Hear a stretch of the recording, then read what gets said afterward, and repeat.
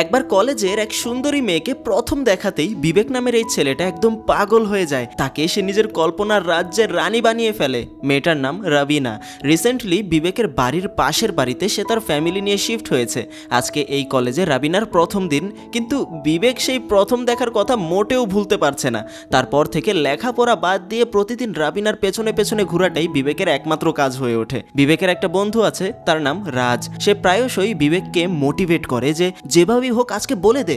কিন্তু এখানেই হলো মূল সমস্যাটা, বিবেক কোনোভাবেই তাকে নিজের মনের কথা বলতে পারে না, কারণ রাবিনা আসলে বিবেকের থেকে এক ক্লাস উপরে পড়ে, অর্থাৎ হিসাবে সে তার সিনিয়র আপু। কিন্তু তবুও কিছু বলতে না পারলেও প্রতিদিন তাকে সে দূর থেকেই দেখে। এভাবে অনেকগুলো দিন পার হয়। একদিন হঠাৎ বিবেকের মা বিবেককে একটা ব্যাগ দিয়ে বলে এটা যেন সে তার পাশের বাড়ির আন্টির বাসায় দিয়ে আসে, যার কারণে বিবেক খুশি হয়ে যায়, কারণ সেটা রাবিনার বাসা। সে ব্যাগ নিয়ে বাসায় যায়, আর ছেলের কপাল আসলেও ভালো, দরজায় অন্য কেউ নয়, সোজা রাবিনা এসে দরজাটা খোলে। তখন বিবেক ভেতরে ভেতরে যে কি পরিমাণ নার্ভাস হচ্ছিল সেটা বলে বোঝানো যাবে না, যার কারণে সে রাবিনাকে সোজা বলে ওঠে, আপু ব্যাগটা আপনার মাকে দিয়ে দিয়েন।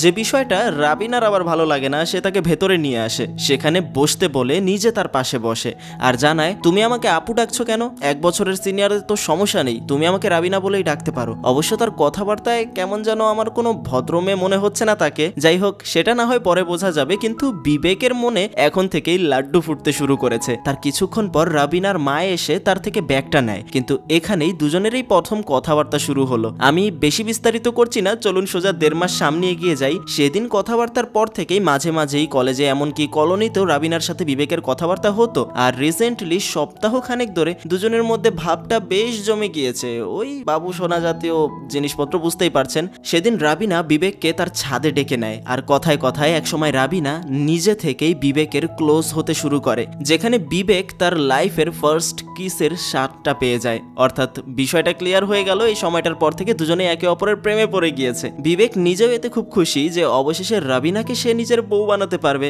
সে তো অনেক কিছুই কল্পনা করে ফেলেছে, তবে সবকিছু যদি ঠিক চলে তাহলে তো সিনেমা হয় না, তাই না? সেই ঘটনার প্রায় 10 দিন পর আবারও বিবেকের মা বিবেককে রাবিনার বাসায় একটা জিনিস দিয়ে আসতে বলে। তো সেদিন সে আরো খুশি হয়ে যখন তার বাসায় যায়, বাইরে থেকেই সে ভেতরে চিৎকার চেঁচামেচি শুনতে পায়। তাই বিবেক আড়ি পেতে শুনতে শুরু করে কি হচ্ছে। ভেতরে রাবিনার বাবা রেগে গিয়েছে, কারণ সে তার মেয়েকে অন্য একটা ছেলের সাথে মেলামেশা করতে দেখেছে, যা শুনে বিবেক ভয় পেয়ে যায় যে রাবিনার বাবা কোনোভাবে তাদের দেখে ফেলেছে নাকি। ঠিক তখনই রাবিনা বলে ওঠে ছেলেটার নাম অশোক, তার ক্লাসমেট, আর তাকে সে খুব ভালোবাসে। আর এই শুনে বিবেকের বুকের ওপর যেন একটা পুরো পাথর চেপে বসলো, কারণ বিবেক এতদিন মনে করতো রাবিনা একমাত্র তাকেই ভালোবাসে, কিন্তু এখন তো দেখা যাচ্ছে সে তার সাথে একদিন নাটক করে এসেছে। ঠিক তখনই রাবিনার মায়ের মুখে শোনা যায়, তাহলে তুই যে সেদিন ছেলেটার কথা বললি আমাকে, সেটা আবার কে? অর্থাৎ সে চিট করেছে তো করেছেই, মনে হচ্ছে একদম প্রেমের দোকান নিয়ে বসেছে। কিন্তু মাঝখান দিয়ে বিবেক খুব কষ্ট পেয়ে যায়, এই 12 ভাতারি মেয়েটাকে নাকি সে নিজের বউ বানাতে কল্পনা করেছে। ছেলেটা সেদিন বাসায় গিয়ে একদম বাচ্চাদের মতো কান্নাকাটি করে। তারপর 2 দিন পর্যন্ত সে কলেজে যায়নি। 3 দিনের মাথায় সে সাহস জুগিয়ে রাবিনার সাথে কথা বলতে যায়। সে বলে ওঠে তুমি তো আমাকে ভালোবাসো, তাহলে আকাশ আর অশোক আবার কে?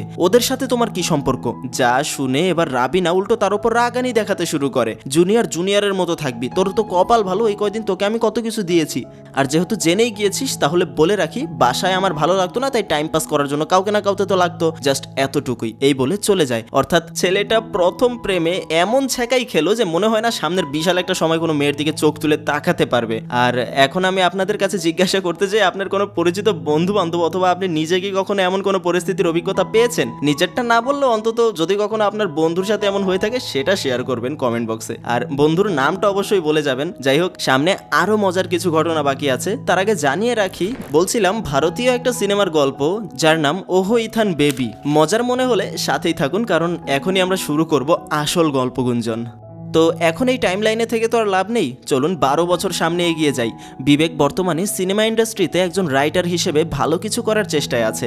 আজকে ফাইনালি তার একটা সুযোগ এসেছে, বিষ্ণু নামের একজন বড় অভিনেতার সাথে তার কথা বলার সুযোগ হয়েছে, কারণ বিবেকের চাচা একজন সিঙ্গেল স্ক্রিন থিয়েটারের মালিক। গত 2 বছর ধরে বিবেক একটা স্টোরি নিয়ে কাজ করছে, সেটাই আজকে সে তার চাচার বদৌলতে বিষ্ণু নামের এই ফেমাস অভিনেতাকে সে শোনাতে এসেছে যে তার সিনেমা সে কাস্ট করবে নাকি। অবশ্য সেখানে বিষ্ণু তার সাথে কথাবার্তা বলে সিনেমা নিয়ে, আর মাঝখানে জানতে পারে যে বিবেক নাকি তার লেখাপড়া শেষ করে একটা আইটি কোম্পানিতে ভালো স্যালারিতে কাজ করছিল, কিন্তু মাঝখান দিয়ে সেই চাকরিটা সে ছেড়ে দিয়েছিল আর সিনেমা জগতে মনোযোগ দিয়েছে। এই বিষয়টা বিষ্ণুর একটু অবাক লাগে। সে যখন জিজ্ঞাসা করে এই শুনে আবার বিবেক চুপ হয়ে যায়, তেমন কিছু বলে না, উল্টো বিবেক তাকে তার স্টোরি নিয়ে জানাতে শুরু করে। সেখানে বিবেক জানায় তার গল্পটা থ্রিলার ক্যাটাগরির, কিন্তু এই শুনেই বিষ্ণু তার আগ্রহ হারিয়ে ফেলে, কারণ রিসেন্টলি সে নাকি পরপর 3টা সিনেমাতে এই থ্রিলার ক্যাটাগরির ওপরেই অভিনয় করেছে। তাই আপাতত সে কোনো থ্রিলার সিনেমা করবে না। যদি অন্য কোনো ক্যাটাগরির কোনো সিনেমা হতো তাহলে চিন্তা করে দেখা যেত, কারণ সে এখন ফ্রেশ কিছু করতে চায়। আর এই শুনে বিবেকের মন খারাপ হয়ে যায়। সে আবারও বাড়ি ফিরে যাচ্ছিল, তখন রাস্তায় তার চাচা তাকে সাজেশন দেয়, তুই চাইলে রোমান্টিক ক্যাটাগরির দিকে শিফট হতে পারিস, বর্তমানে ছ্যাঁকা খাওয়া পোলাপানদের সংখ্যা অনেক বেড়ে গিয়েছে। আর এই শুনেই বিবেকের কি যেন মনে পড়ে যায়। সে সোজা বিষ্ণুর সাথে আবারও দেখা করতে যায়, তাকে জানায় যে তার কাছে নাকি একটা রোমান্টিক স্টোরি আছে, আর সেটা শুধুমাত্র একটা স্টোরি নয়, বরং সেটা তার নিজের জীবনের বাস্তব গল্প। যা শুনে বিষ্ণু এ বিষয়ে আগ্রহী হয়, গল্পটা সে শুনতে চায়। এখন আপনার মাথায় অবশ্যই বিষ্ণুর ছোটবেলার সেই গল্পটার কথা আসছে, তাই না? কিন্তু তেমন কিছু না, সেটা তো ভুল থেকে শিক্ষা নেওয়ার মতো একটা বিষয়। বিবেকের জীবনে তারপর আরও একবার ভালোবাসার এন্ট্রি হয়েছিল। বিবেকের ছ্যাঁকা খাওয়ার ঘটনা তো আমরা দেখলামই। সেই ঘটনার পর থেকে বিবেক কখনোই কোনো মেয়েকে নিজের প্রেমিকার মতো করে দেখেনি। সর্বোচ্চ গেলে কোনো মেয়ে তার ভালো বন্ধু হতে পেরেছে, এতটুকুই। তেমনি কলেজ লাইফ থেকে শুরু করে ভার্সিটি লাইফ শেষ হওয়া পর্যন্ত বিবেকের একটা মেয়ে বেস্ট ফ্রেন্ড ছিল, তার নাম অঞ্জলি। আর ইন্টারেস্টিং বিষয় কোনটা জানেন? সেই কলেজ লাইফে বিবেকের বন্ধু রাজের কথা মনে আছে? সেই রাজ আবার অঞ্জলিকে খুব পছন্দ করত, কিন্তু কলেজ শেষ করে তাদের ভার্সিটি শেষ হয়ে গেল, তবুও রাজ অঞ্জলিকে তার মনের কথা খুলে বলতে পারেনি। একবার অঞ্জলি বিবেক আর রাজকে তার বড় বোনের গায়ে হলুদে আমন্ত্রণ করে, আর এখানেই বিবেক রাজের জন্য একটা প্ল্যানিং করে। আগে থেকেই সে অঞ্জলিকে সবকিছু বলে রেখেছিল যে তার বন্ধু রাজ তাকে কতটা পছন্দ করে, কিন্তু বলতে পারছে না। আবার রাজকেও সে বুঝিয়ে দিয়েছিল কিভাবে সে অঞ্জলিকে প্রপোজ করবে। রাজ ঠিক তেমনভাবেই কাজ করে, আর অঞ্জলিও খুব খুশি মনে তাকে অ্যাকসেপ্ট করে নেয়। বলা যায় যে বিবেকের কারণেই তাদের সম্পর্কটা শুরু হলো। আর বলে রাখা ভালো, এই অনুষ্ঠানে অঞ্জলির খুব ক্লোজ একটা কাজিন, তার নাম হলো মীরা, সেও একদম শুরু থেকেই ছিল। আর অঞ্জলির সাথে রাজের এই সুন্দর একটা সম্পর্কের সূচনার জন্য বিবেক যা কিছু করলো, সেই পুরো বিষয়টা মীরার মনে ধরে যায়। সেখানে তারা প্রত্যেকে মিলে আজ রাতে বাইরে খাবার খেতে যায়, আর মীরার সাথে অঞ্জলি বাকিদের খুব ভালো মতোই পরিচয় করিয়ে দেয়। পেশায় মীরা একজন ডক্টর, তবে এখনো লেখাপড়া শেষ হয়নি। দীর্ঘ একটা সময় আমেরিকায় থেকে সে স্টাডি করেছে, আর ইদানিং তার মায়ের শারীরিক কন্ডিশন ভালো না দেখে সে দেশে এসেছিল। এমনকি মীরার কাছে আমেরিকান সিটিজেনশিপও আছে। আর অপরদিকে বিবেকের সম্পর্কে বলতে গেলে সে বর্তমানে বড় একটা আইটি কোম্পানিতে চাকরি করছে, তবে ফিল্ম এবং স্টোরি রাইটিংয়ের ওপর তার ঝোঁক অনেক বেশি। কথায় কথায় বিবেক জানতে পারে অঞ্জলি নাকি তাদের থেকে প্রায় 2 বছরের সিনিয়র, যা শুনে বিবেকের তার কলেজ লাইফের সেই রাবিনার কথা মনে পড়ে যায়। যাই হোক, পরবর্তীতে তারা সবাই মিলে একটা সুন্দর জায়গায় ঘুরতে যাওয়ার প্ল্যান করে, যেখানে ঘোরাঘুরিতে অঞ্জলি আর রাজ এদিকে প্রাইভেটলি সময় কাটাচ্ছে, আর এদিকে একসাথে অনেক কথাবার্তায় ধীরে ধীরে মীরার সাথে বিবেকের খুবই সুইট একটা সম্পর্ক তৈরি হতে শুরু করেছে। একসময় মীরা নিজে থেকেই বিবেককে জিজ্ঞাসা করে, তুমি কি কখনো সিরিয়াস প্রেম করনি? যা শুনে বিবেক তাকে জানায়, করেছিলাম, কিন্তু বোধহয় সে আমাকে সিরিয়াসলি নেয়নি। বিবেক তার কলেজ লাইফের সেই ঘটনা তাকে জানায়, যা শুনে মীরার কিছুটা খারাপ লাগে ঠিকই, কিন্তু ভেতরে ভেতর আরও বেশি হাসি পায় তার। কিন্তু আসলে এই কয়দিনের চলাফেরায় ঘোরাফেরায় সব দিক থেকে মীরা বিবেককে পছন্দ করতে শুরু করেছে, সেটা তো একদম শুরুর দিনেই দেখলাম। আর আজকে কোনো কথা নেই বার্তা নেই, মীরা বিবেককে সোজা একটা চুমু দিয়ে বসে। যে বিষয়টা অবশ্য বিবেকের জন্য একটু অন্যরকম ছিল, হঠাৎ করে এত ক্লোজ। কিন্তু মীরার কাছে আবার বিষয়টা স্বাভাবিক, কারণ দীর্ঘ একটা সময় সে আমেরিকা থেকেছে, আর আমেরিকান কালচার তো জানেনি। তবে বিষয়টাতে একটু অন্যরকম মনে হলেও বিবেক এটাকে অ্যাকসেপ্ট করে নেয়। পরে তাদের খুব সুন্দর সময় কাটছিল, তবে ফেরত যাওয়ার সময় একটা গাড়ির সাথে তাদের গাড়ির ছোট্ট একটা অ্যাক্সিডেন্ট হয়, যার কারণে অপর গাড়ি থেকে কিছু বখাটে ছেলেরা এসে তাদের সাথে ঝামেলা শুরু করে, যার কারণে বিবেক এবার পুরো দমে রেগে যায়। বিবেকের রেগে যাওয়ার একটা খারাপ অভ্যাস আছে, সেটা সামনেই দেখতে পাবেন। সে নিজেও ছেলেদের সাথে ঝামেলা শুরু করে দেয়। ওদিক থেকে মীরা তাকে বারবার নিষেধ করছে, ওদের সাথে ঝামেলা করো না, কিন্তু বিবেক তার কোনো কথাই শোনে না। সোজা একটা পাথর নিয়ে বখাটেদের গাড়ির গ্লাস ভেঙে দেয়, আর সেখান থেকে তারা চলে যায়। যেই ঘটনায় গাড়িতে মীরা তাকে অনেক কথা শোনায়, তাকে বারবার সে নিষেধ করেছিল, তারপরেও সে ওদের সাথে ঝামেলা কেন করতে গেল। তবে এখানে মীরার আচরণ একটু অদ্ভুত। কিন্তু পরবর্তীতে ফ্লাইটে ওঠার পর মীরা আবার নিজে থেকেই বিবেকের কাছে বিষয়টার জন্য সরি চায় যে তাকে এতগুলো কথা শোনানো উচিত হয়নি। মূলত মীরার ফ্যামিলি সম্পর্কে বলতে গেলে তার বাবা নেই, 5 বছর আগে সে মারা গেছেন। আর ওই সময়ের পর থেকে মীরার মা মানসিকভাবে খুবই অসুস্থ হয়ে পড়েন, আর একটা বিশেষ রোগ হয়েছিল তার, যাতে ক্ষণে ক্ষণে সে সবকিছু ভুলে যায়। টাকা পয়সার দিক থেকে মীরার বাবা বেশ ধনী ছিলেন, কিন্তু তার মারা যাওয়ার পর মীরার চাচা তাদের জায়গা জমি এবং সম্পত্তির ওপর নজর দেয়। মীরার কোনো ভাই ছিল না, তাই সম্পত্তির বেশিরভাগটা মীরার নামেই ছিল। আর তারই বদৌলতে মীরার চাচা মীরার মা আর তার উপর নিজের কর্তৃত্ব বাড়াতে শুরু করে। মীরার চাচা নিজের ছেলের সাথে মীরার বিয়ে দিতে চায়, কিন্তু এতে করে মীরা আর তার মা কখনোই রাজি ছিল না। তাই প্রায়শই সে মীরাদের সাথে ঝামেলা করত, আর এজন্যই মীরা সবসময় ঝামেলা নামক বিষয়টা থেকে দূরে থাকতে চায়। আর আজকে বিবেককে সেই ছেলেদের সাথে ঝামেলা করতে দেখে তার নিজের চাচার কথা মনে পড়ে গিয়েছিল, আর এজন্যই এত কিছু। যাই হোক, পরবর্তীতে মীরার সাথে বিবেকের রিলেশন আরও ভালো হতে শুরু করে। একদিন দুজনে সিনেমা দেখার পর মীরা সেই সিনেমা সম্পর্কে কিছু বুঝতে পারেনি, তাই বিবেক নিজের মতো করে সেই সিনেমার গল্পটা সম্পূর্ণ মীরাকে বোঝায়, যেমনটা আমি আপনাদের জন্য করছি। তাই সাবস্ক্রাইব করেন আর না করেন একটা লাইক করে যায়েন। সেখানে বিবেকের বোঝানোর দক্ষতা দেখে আর স্টোরি অ্যানালাইসিস দেখে মীরা তাকে বলে ওঠে, তুমি তো সিনেমা লাইনে বেশ দক্ষ, আইটি জব করছো কেন? তোমার তো সিনেমার গল্প লেখা উচিত। সে কথাটা এমনি বলেছে, কিন্তু বিবেক তখন জানায় গত অনেকটা সময় ধরেই সে বিষয়টা নিয়ে চিন্তা করছে। প্রতিনিয়তই সে নতুন নতুন স্টোরি সম্পর্কে চিন্তা করে, কিন্তু আজকে যেহেতু মীরা নিজে তাকে বলেছে, তাই বিষয়টা সে গুরুত্ব দেবে। পরবর্তীতে বিবেক তার সেই চাচার সাথে দেখা করে, ওই যে সিঙ্গেল স্ক্রিন থিয়েটারের মালিক, তার কথা বলছি আমি। তো চাচার সাথে কথা বলে একজন ডিরেক্টর অ্যাসিস্ট্যান্ট পদে সে কিছুদিন কাজ করতে আগ্রহী হয়, কারণ সামনে বেশ কিছু কারণে তার জব থেকে সে ছুটি নিয়েছিল। আর এই সব কিছুর মধ্যে মীরার সাথে বিবেকের এবার এক সিরিয়াস রিলেশন শুরু হয়।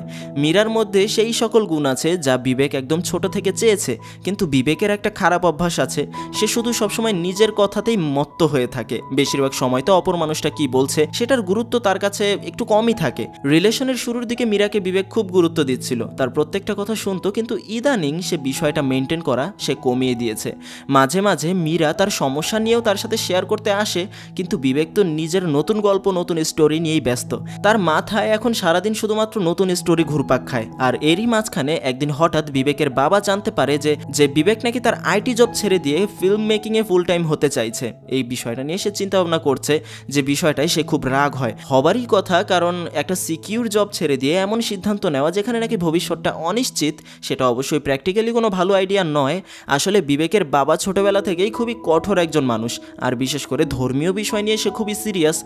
মনে হয় তার ক্যারেক্টার বোঝানোর জন্য এতটুকুই যথেষ্ট। তো সেখানে বিবেক তার কথার বিরুদ্ধে 2-4টা কথা বলেছে দেখে সে সোজা তাকে এক চর মেরে বসে, যার কারণে বিবেক রাগের মাথায় এরপর থেকে বাসায় যাওয়া বন্ধ করে দেয়। সে তার বড় চাচার বাসায় এসে শিফট হয়, যার কারণে পরবর্তীতে এই কথা জানতে পেরে মীরাও তার খোঁজ খবর নিতে আসে। মীরা তার জন্য খাবার নিয়ে এসেছিল, কারণ বাবার সাথে রাগ করে সে গতকাল থেকে এখন পর্যন্ত কিছু খায়নি। মীরা তাকে বোঝানোর চেষ্টা করে, কিন্তু বিবেক তার নিজের কষ্ট নিয়েই ডুবে আছে। আর অল্প কিছুতেই রাগ হয়ে যাওয়াটা অনেক আগে থেকেই তার খারাপ অভ্যাস। তাই মীরা যখন তাকে খাবার জন্য একটু জোর করতে শুরু করে, তখন রাগের মাথায় সে তার খাবারটাই ফেলে দেয়। আর এই বিষয়টা মীরার খুব খারাপ লাগে। সেদিন সে চলে যায়, কিন্তু ঘটনার কদিন পর হঠাৎ একদিন আবারও মীরার চাচা তাদের সাথে ঝামেলা করতে আসে। জায়গা সম্পত্তি নিয়ে সে অনেক আগে থেকেই তাদের সাথে ঝামেলা করে আসছে। আজকে আবার নতুন ঝামেলা করতে এসেছে যে তার ভাই নাকি মারা যাওয়ার আগে বলে গিয়েছিল এই জমিটা তার নামে করে যাবে। তবে মীরা জানে এই পুরোটাই মিথ্যা, বানানো। তাই এই ঘটনায় সে মীরার মায়ের সাথে খুব খারাপ ব্যবহার করে। এমনকি সে তার চাঙ্গো পাঙ্গোদের দিয়ে মীরা আর তার মাকে ঘর থেকে বেরিয়ে যেতে বাধ্য করে। আর যেমনটা বলেছিলাম, মীরা ঝামেলা করতে পছন্দ করে না, তার উপর তার মায়েরও মানসিক অবস্থা ভালো নয়। তাই পুলিশের কাছেও সে কোনো প্রকার কমপ্লেন করেনি, বরং সোজা সে বিবেককে কল করে। যেহেতু আপাতত ওই বাসায় তারা থাকতে পারবে না, বিবেক যেন একটা নতুন বাসা খুঁজে দিতে তাদের সাহায্য করে। মীরা তার কাছে এতটুকুই চায়। কিন্তু আজকেও ওদিকে সিনেমার শুটিং নিয়ে ব্যস্ত থাকার কারণে বিবেক মীরার বিষয়টা তেমন গুরুত্বের সাথে নেয়নি, যে বিষয়টা মীরার এবার একদম মনে গিয়ে লাগে। অবশ্যই খারাপ লাগারই কথা, যার কারণে দুদিন পর মীরা বিবেকের সাথে দেখা করে। আর রিসেন্টলি অনেকগুলো ঘটনার বিষয় নিয়ে তাদের মধ্যে কথা কাটাকাটি হয়। বিবেকের মীরার প্রতি এমন গা ছাড়া ভাব দেখে মীরা এবার আর সহ্য করতে পারে না। কথায় কথায় দুজনের মধ্যে ঝগড়া বেঁধে যায়। আর আপনারা সবাই অবশ্যই বুঝতে পারছেন ঝগড়া শুরু হতে সামান্য একটা কারণে যথেষ্ট, আর সেটা এগিয়ে নিয়ে যেতে পুরনো পুরনো ঝামেলাগুলো তখন নিজেই সামনে এগিয়ে আসে, যার কারণে একসময় বিবেক প্রচণ্ড রেগে গিয়ে তার সাথে ফাইনালি ব্রেকআপ করে দিয়ে চলে যায়। আর সেই ঘটনার পর সামনের পুরো একটা মাস পার হয়ে যায়, দুজনের মধ্যে কোনো প্রকার যোগাযোগ নেই, কোনো প্রকার কথা নেই, কোনো প্রকার দেখা সাক্ষাৎও নেই। আর তার সপ্তাহখানেক পর বিবেক জানতে পারে মীরা তার মাকে নিয়ে আমেরিকা ফেরত চলে গিয়েছে। আর সেখান থেকেই ঘটনা চলে আসে বর্তমানে। তাদের ব্রেকআপের প্রায় 3টা বছর পার হয়ে গিয়েছে, আজ পর্যন্ত কখনোই কেউ কারোর সাথে যোগাযোগ পর্যন্ত করেনি। তবে অঞ্জলির কাছে বিবেক জানতে পেরেছিল যে মীরা দেশে ফিরে এসেছে কিছু মাস হয়, আর শহরের একটা বড় হসপিটালে তার মেইন ডিউটি অ্যাটেন্ড করছে। বোঝা যায় ঘটনায় এখনও বিবেক মীরাকে প্রতিনিয়তই মনে করে, তার মনে এখনও তার প্রতি ভালোবাসা আছে, কিন্তু নিজের ইগোর কাছে এসে সে হার মেনে যায়। তখন তার এই পুরো গল্পটা শুনে বিষ্ণু তাকে জানায়, তোমার গল্পটা তো সলিড আছে, কিন্তু গল্পের এন্ডিংটা তো ঠিক হলো না, এই গল্প নিয়ে আমি কিভাবে সিনেমা বানাবো? তখন বিবেক জানায়, তাতে সমস্যা কি, আমি আমার গল্পের একটা এন্ডিং তৈরি করে দেবো আপনাকে, তারপর আপনার পছন্দ হলে আপনি আমাকে জানাবেন। কিন্তু সেখানে বিষ্ণু সোজা জানায়, এটা একটা রিয়েল গল্প, বাস্তব গল্প, তোমার নিজের জীবনের গল্প, তো তুমি কিভাবে এমন একটা কথা বললে যার নাকি কোনো ভিত্তি নেই? অর্থাৎ বোঝা গেল বিবেকের এই প্রেম কাহিনী শুনে বিষ্ণুরও এই ঘটনায় খুব খারাপ লাগছে। সে বলে, আমি চাই এই গল্পটা এই পর্যন্ত যেহেতু এসেছে এর শেষ পরিণতি বাস্তবেই তৈরি হবে, তুমি সেটা তৈরি করবে, কিন্তু সেটা যেন মন গড়া না হয়, বরং বাস্তবে যেটা হবে সেটাই। আমি চাই তুমি নিজের ইগো থেকে বের হয়ে আসো, খুঁজে বের করো মীরা কোথায়, দেখা করো তার সাথে, তারপর যা হয় বা যা ঘটবে সেটাই লিখবে তুমি তোমার গল্পে। আর তারপর আমি কথা দিলাম এই সিনেমার সবকিছুর দায়িত্ব আমি নেব। কিন্তু বিবেক এবারও বিষয়টায় তেমন একটা গুরুত্ব দেয় না, যেমনটা তার পুরনো অভ্যাস। তবে একবার এক শুটিং এর দৃশ্য বিবেকের মনে এসে নাড়া দেয়। সিনেমার গল্পটা রোমান্টিক ক্যাটাগরির, যেখানে বিষ্ণু একজন ডাকাত ক্যারেক্টারের রোল প্লে করছে, আর সেই গল্পে ওই ডাকাত এক মেয়ের প্রেমে পড়ে সবকিছু ছেড়ে দেয়, তার ডাকাতিও ছেড়ে দেয়, ভালো হয়ে যায়, যে বিষয়টা কোনো না কোনো দিক থেকে বিবেককে ইন্সপায়ার করে। তাই তাকে দেখতেই হবে তার নিজের গল্পটা কোন পর্যন্ত গড়ায়। তাই সে কোনো কিছু চিন্তা না করেই সোজা অঞ্জলির থেকে খোঁজ নিয়ে মীরার সাথে দেখা করতে সে তার বন্ধুকে নিয়ে মীরার হসপিটালে পৌঁছায়। সেখানে আজ 3টা বছর পর দেখা হওয়ার পরেও মীরা তার সাথে খুবই সাবলীলভাবে কথা বলছে। মনে হচ্ছে যেন তাদের মধ্যে কোনো ঝামেলা ছিল না, কোনো কিচ্ছু ছিল না, তারা দুজন খুব ভালো বন্ধু এমন মনে হচ্ছে। কারণ মীরা তার জীবনে সবকিছু এতদিনে গুছিয়ে নিয়েছে, কিন্তু বিবেক তাকে তেমন কিছু বলতে পারে না যে সে কি কারণে তার সাথে দেখা করতে এসেছে। তাই সে সোজা বলে দেয় যে একটা সিনেমা রিলেটেড একটা স্টোরি নিয়ে তার সাথে শেয়ার করতে এসেছে সে। তাই মীরা আজ বিকালবেলা তাকে তার বাসায় আসতে বলে। আজকে নাকি সে তার অন্যান্য কিছু বন্ধুকে ট্রিট দিয়েছিল, সেই ব্যবস্থা করতে হবে, তো সেজন্য এসে পড়ে সময় মতো। সেদিন বিবেক সময় হওয়ার আগেই তার বাসায় গিয়ে পৌঁছায়, কারণ ঘরের কাজে সে মীরার সাহায্য করতে চায়। কিন্তু গিয়ে দেখে গোপাল নামের একটা ছেলে অলরেডি মীরার সাহায্য করতে চলে এসেছে। আর সে যখন নিজের নাম তাদের দুজনকে গোপাল জানায়, তখনই বিবেকের মনে পড়ে যায় যে মীরার সাথে যখন সে রিলেশনে ছিল, মীরা তাকে জানিয়েছিল তার একটা এক্স বয়ফ্রেন্ড আছে, কোনো এক সময় তার সাথে তার খুবই ভালো সম্পর্ক ছিল, তার নাম গোপাল। এটা আবার সেই গোপাল না তো? আর যেমনটা সে ভেবেছে তেমনটাই হয়। বিবেকের মনটা আবারও ভেঙে যায়, কারণ সে জানতে পারে গোপাল নামের এই ছেলেটার সাথেই মীরা বর্তমানে রিলেশনে আছে, তারা তাদের সম্পর্ক আবারও নাকি রিসেন্টলি ঠিক করে নিয়েছে। আর এই বিষয়ে জানতে পেরে দুজনে সেখানে তেমন একটা দেরি করে না, 2 কাপ চা খেয়ে তারা আবার ফেরত চলে আসে। ঠিক তারপর গোপাল তাদের পিছু পিছু আসে, জানায় আগামীকাল নাকি মীরার জন্মদিন, তাই তারা যেন কালকে চলে আসে। যার কারণে সেখানে বিবেক সহ্য করতে না পেরে তার সাথে মারামারি লাগিয়ে দেয়। কিন্তু সেটা শুধুমাত্র তার কল্পনায়, বাস্তবে সে চুপচাপই থাকে, কারণ মীরার জীবনে সে যা মনে চায় তা করুক, এখন তার বিষয়ে হস্তক্ষেপ করার কোনো অধিকার তার নেই, কারণ সে নিজেই তার সাথে ওই সময়টাতে ব্রেকআপ করেছিল। পরের দিন মীরার জন্মদিনের পার্টি আয়োজন করা হয়, সেখানে হঠাৎ করে গোপাল উঠে দাঁড়ায় আর বলে ওঠে সামনে মীরা আর সে আমেরিকায় চলে যাবে, মীরার সিটিজেনশিপ আছে, তার কোনো সমস্যা হবে না। আর গোপাল নিজেও নাকি সামনে মীরাকে বিয়ে করে আমেরিকার সিটিজেন হয়ে যাবে। যা শুনে বিবেক বিরক্ত হয়ে সেখান থেকে বেরিয়ে যায়। তবে তার বন্ধু রাজ তাকে বোঝায়, দেখ ভাই, তুই এখানে মীরার সাথে তোর সম্পর্ক ঠিক করতে আসিসনি, জাস্ট তার কাছে ক্ষমা চাইতে এসেছিস, তার সাথে ওই সময়টাতে তুই ভুল করেছিলি, তাই যতটুকু দরকার ততটুকু কর। তাই তার 2 দিন পর বিবেক মীরাকে একটা জায়গায় দেখা করতে ডাকে, আর সেখানে তাকে সে সব কিছু খুলে বলে, সে বর্তমানে কি করছে আর কেন তার সাথে দেখা করতে এসেছিল। মূলত সে তার কাছে ক্ষমা চাইতে এসেছে, সে তাই করে। ওই সময়টাতে নাকি তার মাথা ঠিক ছিল না, সেজন্য অনেক উল্টাপাল্টা কাজ করেছে তার সাথে, তাই সেজন্য সরি। আর অবাক করা বিষয় হলো মীরা একবার শুনেই তাকে মাফ করে দেয়, বলে সেই ঘটনায় কোনো কিছু সে জমিয়ে রাখেনি, এগুলো সে ভুলে গিয়েছে। তাই বিবেক তাকে উইশ করে তোমার সামনের জীবন ভালো কাটুক, এই বলে চলে যায়। কিন্তু কথাগুলো শোনার সময় মীরা কেমন যেন আনমনা হয়ে গিয়েছিল, তার চোখে একটা উদাসীনতা। কিন্তু বিবেক সে বিষয়গুলো বুঝতে না পেরে সোজা ওখান থেকে চলে যায়। বিষ্ণুর কাছে এসে সমস্ত ঘটনা সে খুলে বলে, তাই বিষ্ণু তাকে সান্ত্বনা দেয়, বলে চিন্তা করো না, তুমি নতুন গল্পের দিকে মনোযোগী হও, আমি অবশ্যই তোমার পাশে আছি। আর অপরদিকে আমরা মীরাকে দেখি, মীরা তার বন্ধুবান্ধবদের সাথে ছিল ঠিকই, কিন্তু সে খুবই কষ্টে আছে। তার কষ্টের একমাত্র কারণ হলো বিবেক। ওই সময়টাতে বিবেককে সে মন থেকেই ভালোবেসেছিল, কিন্তু ঘটনার পর সে কখনো এটা বিশ্বাস করেনি যে বিবেক সত্যি সত্যিই তাকে ভুলে যাবে। বলা যায় দুজনের মধ্যে এক প্রকার ইগো কাজ করেছে, তাই কেউ কারোর সাথে যোগাযোগ পর্যন্ত করেনি। এমনকি গোপালের সাথে তার যে বর্তমান রিলেশনটা, তার ভিত্তিও সে হারিয়ে ফেলেছে। মূলত গোপালের সাথে মীরার যে বিষয়টা, এটা একটু বাড়িয়ে দেখানো হয়েছে। মীরা ইচ্ছা করে এগুলো বাড়িয়ে দেখিয়েছে, কারণ বিবেক যেন এতে নিজের ভুলটা বুঝতে পারে, বিবেককে সে যেন জ্বালাতে পারে। অবশ্য গোপালের সাথে তার সম্পর্ক আগের তুলনায় ভালো হয়েছে, কিন্তু এতটাও ভালো হয়ে যায়নি যে বিষয়টা বিয়ে পর্যন্ত চলে গিয়েছে, কারণ গোপাল সবসময় নিজের স্বার্থটা দেখেছে। কিন্তু তারপরেও মীরা গোপালের সাথে সবকিছু ঠিক করে নিতে চেয়েছিল। তবে গত সেই ঘটনায় যেখানে গোপাল মীরার থেকে পারমিশন না নিয়েই সবার সামনে বলে ফেলেছে যে মীরার সাথে তার বিয়ে হবে, অথবা মীরার সাথে আমেরিকা যাওয়ার বিষয়টা পুরোটাই সে নিজের মন গড়া থেকে বলেছে। এমনকি মীরা মাঝখানে একদিন দেখেছিল গোপাল আমেরিকা যাওয়ার জন্য যে কাগজপত্র রেডি করেছে, সেখানে মীরাকে সে নিজের ওয়াইফ বলে পরিচয় দিয়েছে, যে বিষয়টা মীরার একদম ভালো লাগে না। মীরার থেকে সে কোনো প্রকার অনুমতি নেয়নি এই বিষয়টার জন্য, যে বিষয়টা মীরাকে সব দিক থেকে পিছিয়ে যাওয়ার কথা বলছিল। সে বুঝতে পেরেছিল শুধুমাত্র আমেরিকার সিটিজেনশিপ পাওয়ার জন্য গোপাল তার স্বার্থে মীরার সাথে এতদিন থেকেছে, এত ভালো ব্যবহার করছে। কিন্তু শেষ মুহূর্তে যখন বিবেক তার সাথে দেখা করতে আসলো, তখন মীরা এই বিষয়টাকে ধামাচাপা দিয়ে রাখে। সে কিছু বলে না, কারণ বিবেকের সাথে তার একটা অভিমান রয়েছে, সেটাই সে দেখিয়েছে। কিন্তু বাস্তবে গোপালের সাথে সেই ঘটনার পর থেকেই গোপালকে সে এড়াতে শুরু করেছে। কিন্তু তার জীবনে সে যাকে সত্যিকারের ভালোবেসেছে, বিবেকের ফিরে আসা, তার ক্ষমা চাওয়া, সবকিছু যেন তার মধ্যে একটা অপারগতা তৈরি করেছে।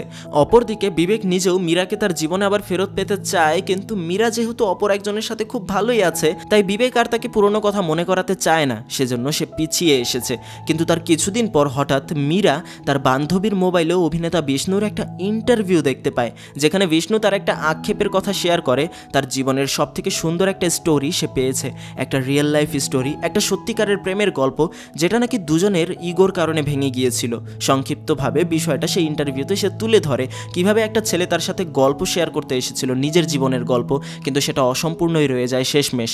যা শুনে মীরা বুঝতে পারে এই গল্প তাদেরই, তার আর বিবেকের। তখন ভিডিওতে যে ইন্টারভিউ নিচ্ছিল সে জিজ্ঞাসা করে, তাহলে স্টোরিটা তৈরি করলেন না কেন? বর্তমানে তো অডিয়েন্স স্যাড এন্ডিং স্টোরিগুলো বেশি পছন্দ করে। কিন্তু বিষ্ণু জানায়, আমি তাকে বলেছিলাম যদি স্যাড এন্ডিং হয় তাহলে আমি সেটাই করব, কিন্তু সে নিষেধ করেছিল। বলেছিল তার সেই প্রিয়তমা নাকি অন্য একটা মানুষের সাথে খুব ভালোই আছে, দোষটা আমারই ছিল, আমি তাকে চলে যেতে বাধ্য করেছি। তবে এখন তার ভালো সময় নষ্ট করার অধিকার আমার নেই, তাই আমি চাই না আপনার সিনেমা করার পর সেই সিনেমা তাদের জীবনে কোনো প্রভাব ফেলুক। ইন্টারভিউতে সে এই সব কিছু খুলে বলে, যেমনটা বিবেক তাকে বলেছিল, কিন্তু সে কারো নাম অথবা কোনো কিছু বলে না, তাই অন্য কেউ বুঝতে না পারলে মীরা ঠিকই বুঝতে পেরে যায়। যার কারণে মীরা সবকিছু এবার বুঝতে পারে যে বিবেক সত্যি সত্যি তাকে খুব ভালোবাসতো। এমনকি সেদিন তার কাছে যে সে ক্ষমা চাইতে এসেছিল, যেন বিবেক বারবার তাকে এটাই বলতে চেয়েছিল, ফিরে আসো আমার জীবনে, তাকে ছেড়ে দাও, গোপাল ভালো ছেলে নয়, তোমার জন্য আমিই পারফেক্ট। সে এমনটা বলতে চেয়েছিল, মীরাও বুঝতে পেরেছিল, কিন্তু দুজনের ইগোর কারণে কেউ কিচ্ছু করেনি। শুধুমাত্র এই ইগোর কারণেই দুজনে কিভাবে একে অপরের থেকে আলাদা থেকেছে। তাই পরদিন সোজা বিবেকের বন্ধুর সাথে কথা বলে সে বিবেকের শুটিং সেটে গিয়ে পৌঁছায়। তবে ঠিক ওই সময়টায় বিবেক তার শুটিংয়ের একটা ব্লাস্ট করানোর জন্য রেডি হচ্ছিল, যেখানে মাঝখানে পড়ে যায় মীরা, আর তাকে বাঁচানোর জন্যই বিবেক সেই ব্লাস্টের মধ্যে ঝাঁপিয়ে পড়ে। কিন্তু এতে দুজনের কারো ক্ষতি হয় না, কারণ এটা ফেক ব্লাস্ট ছিল। বিবেক জিজ্ঞাসা করে, তুমি এখানে কেন? তোমার তো কিছুদিন পর আমেরিকা যাওয়ার কথা, আমার এখানে কেন এসেছো? আমার সাথে দেখা করতে এসেছো কেন? তখন মীরা তাকে সবকিছু খুলে বলে, গোপালের সাথে বর্তমানে তার কোনো সম্পর্ক নেই, সেটা শুধুমাত্র তাকে জ্বালানোর জন্য সে দেখিয়েছে। আর রিসেন্টলি সে নিজেকে গোপালের সাথে যেমনভাবে দেখিয়েছে সেটাও সম্পূর্ণ অভিনয় ছিল। গোপালের সাথে তার রেগুলার কথাবার্তা হতো, কিন্তু সেই সম্পর্ক শুধুমাত্র ওই পর্যন্তই। সে বুঝতে পেরেছে তার জীবনের আসল ভালোবাসাটা হলো বিবেক। আর এই বলতে বলতেই মীরা বিবেককে তার কাছে টেনে নেয়, যাতে করে বিবেক তার পুরনো সব কিছু ভুলে গিয়ে মীরার সাথে তার নতুন কিছু স্মৃতি তৈরি করতে রাজি হয়ে পড়ে। তাদের সম্পর্ক আগের থেকেও ভালো হয়ে ওঠে। এমনকি পরবর্তীতে বিবেক ফিল্মের জগতে ধীরে ধীরে এগোতে শুরু করে, অ্যাসিস্ট্যান্ট ডিরেক্টর থেকে ডিরেক্টর হয়ে ওঠে। আর এই পর্যায়ে তার বাবা মাও তাকে সাপোর্ট করতে শুরু করে। সাথে সাথে এখানেই শেষ হলো আজকের গল্পটা। তাই গল্পটা কেমন লাগলো কমেন্ট করে জানাতে পারেন। আমাদের একটা নতুন চ্যানেল করা হয়েছে, অনেকেই জানেন অনেকেই জানেন না, যেখানে এরকম ড্রামা ক্যাটাগরি থেকে সরে গিয়ে একটু সায়েন্স ফিকশন আর মাথা ঘোরানো সিনেমাগুলো এক্সপ্লেন করা হয়। ভালো লাগবে আপনার। এই যে স্ক্রিনে সেই চ্যানেলের একটা ভিডিও ভেসে উঠেছে, ক্লিক করে দেখা শুরু করতে পারেন। ভালো লাগলে সাবস্ক্রাইব করে রাখেন। আর এই গল্পটা আপনি এই পর্যন্ত দেখেছেন, সেজন্য আপনাকে অনেক ধন্যবাদ।